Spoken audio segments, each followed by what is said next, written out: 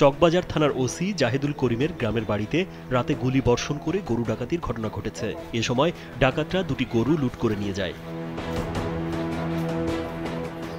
রোববার গভীর রাতে গরুর খামারের লোকজন ঘুমিয়েছিলেন। হঠাৎ গুলির শব্দে সবার ঘুম ভেঙে যায়। এ সময় বাইরে রাস্তায় দাঁড়ানো ডাকাতদের বহনকারী পিকআপে খামারের দুটি গরু তোলা হয়। ডাকাতরা গরু দুটি নিয়ে বিনা বাধায় চকরিয়ার বরৈতলী রাস্তার মাথার দিকে চলে যায়।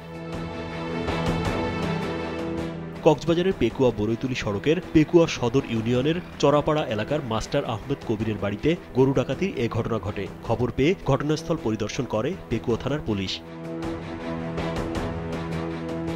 স্থানীয়রা জানান, মাস্টার আহমদ কবিরের বড় ছেলে জাহিদুল কবির চট্টগ্রাম মেট্রোপলিটন পুলিশের চকবাজার থানার ওসি। মাস্টার আহমদ কবিরের ছোট ছেলে মনিরুল কবির রাশেদ একজন গরুর খামারি। সম্প্রতি চট্টগ্রামের দক্ষিণ অঞ্চলের গরু চোর সিন্ডিকেটের শীর্ষ ডাকাত আলোচিত চকরিয়ার সাহারবিলের ইউপি চেয়ারম্যান নবী হুসাইনকে গ্রেপ্তার করে চকবাজার থানার ওসি জাহিদুল করিম। শীর্ষ এ গরুচোর সিন্ডিকেট প্রধান নবী হোসাইনের অনুসারীরা তাদের লিডারকে গ্রেপ্তার করার ক্ষোভ থেকে ওসির গ্রামের বাড়িতে গরু ডাকাতি করার ঘটনা ঘটিয়েছে বলে ধারণা করেন স্থানীয়রা। বিষয়টি খতিয়ে দেখার দাবি তাদের। মূল তদন্ত বাইরে যাইয়ে ওসি মহোদয় হাসে আই আকুল আবেদন জানাই। চকবাজার থানার ওসি জাহিদুল করিম ঘটনার সত্যতা নিশ্চিত করলেও বিস্তারিত তথ্যের জন্য পেকুয়া থানা পুলিশের সাথে যোগাযোগ করার পরামর্শ দেন।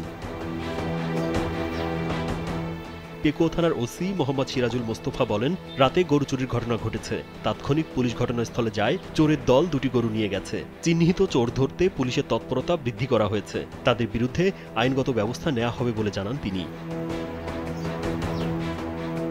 রাজীব বিশ্বাস, কালবেলা।